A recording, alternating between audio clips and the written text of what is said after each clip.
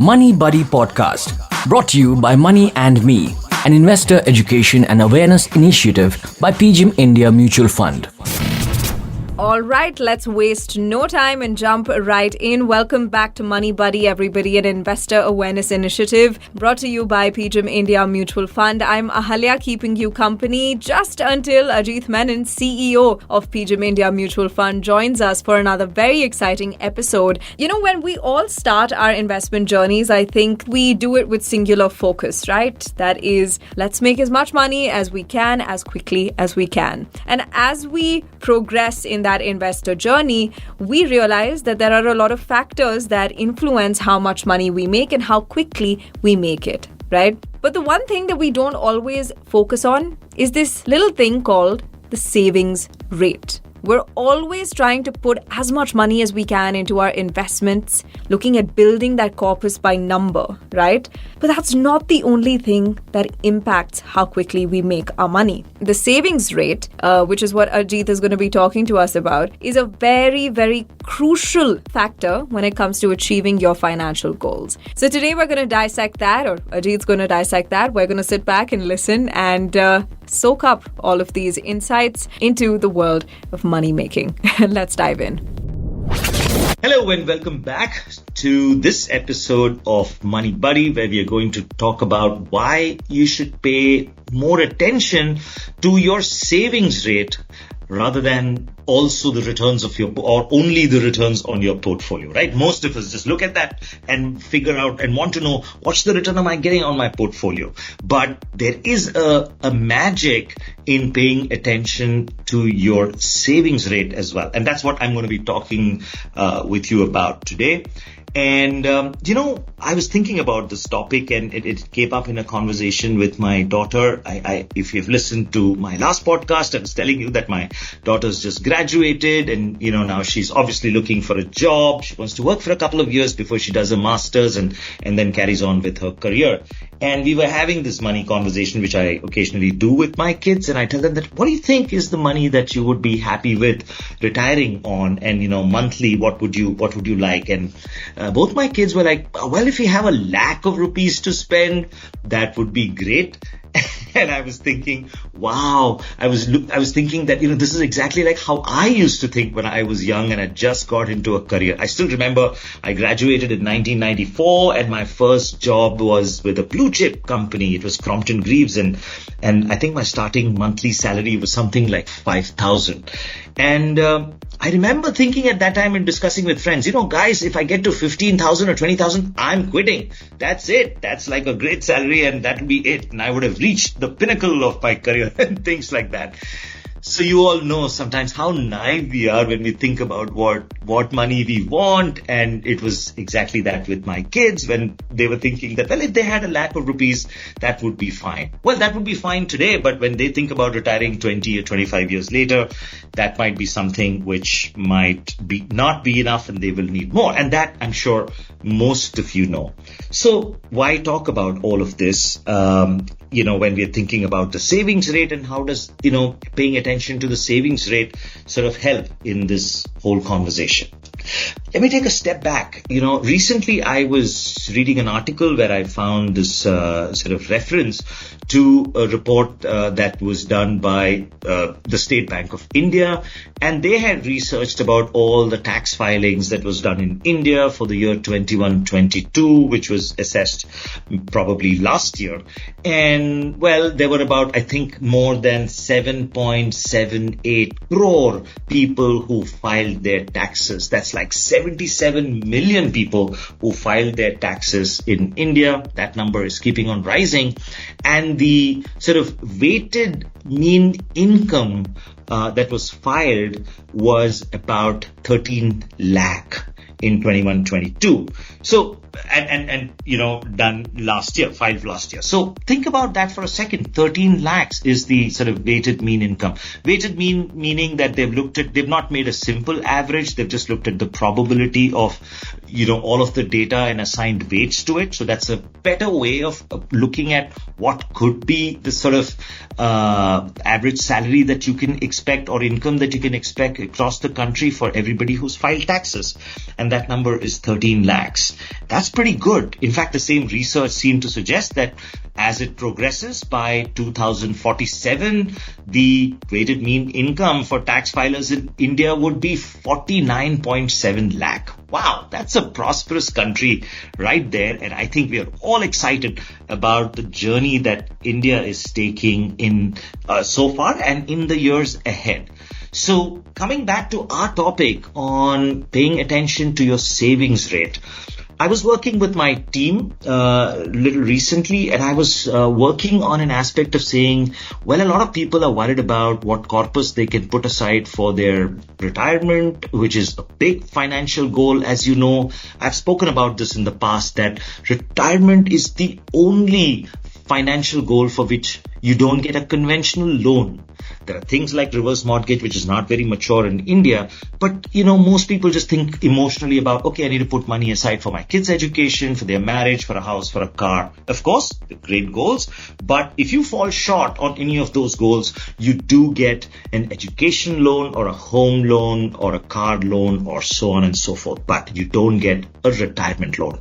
So it's a very important goal for all of us to keep in mind and to prioritize. So I was working with my team and saying, hey, do you think that if somebody had a 2 crore corpus, that would be fine for them, to last for a very long time? Of course, my team said, okay, what do you mean? How much would they want to withdraw every month? And I said, 1 lakh.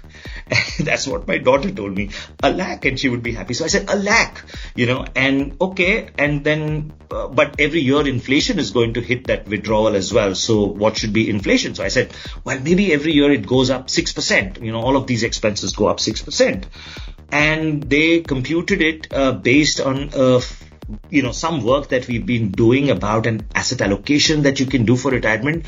And they came back and said, you know what? That 2 crore corpus will last lifelong for a person who wants to withdraw 1 lakh every month. And at a 6% inflation, it'll last forever. And I was stunned. I said, wow, that's how easily, you can plan your investments for your retirement.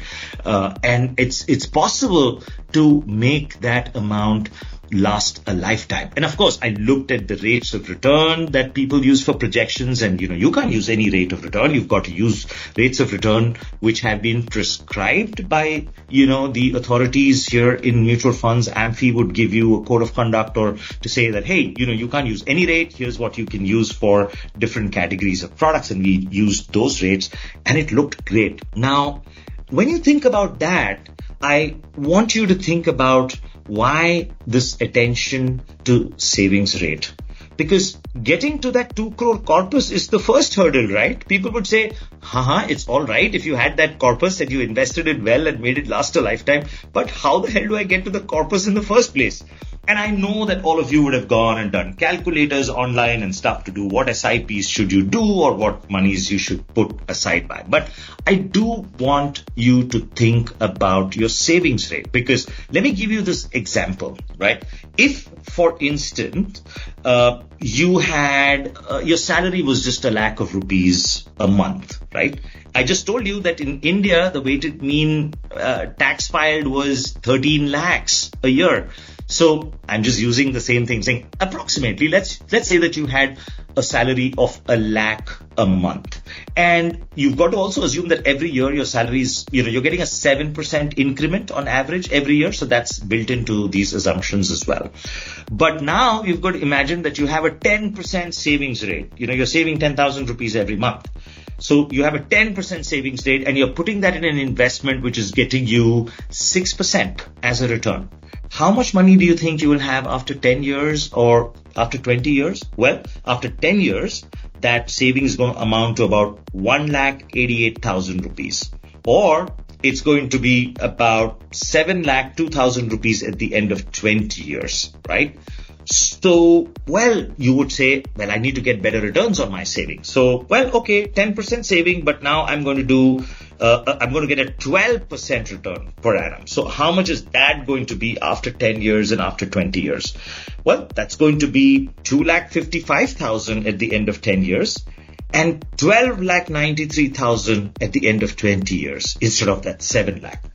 Fantastic. Now you increase the rate of return, and so you've got a much bigger corpus at the end of 10 years or at the end of 20 years. But now comes the magic.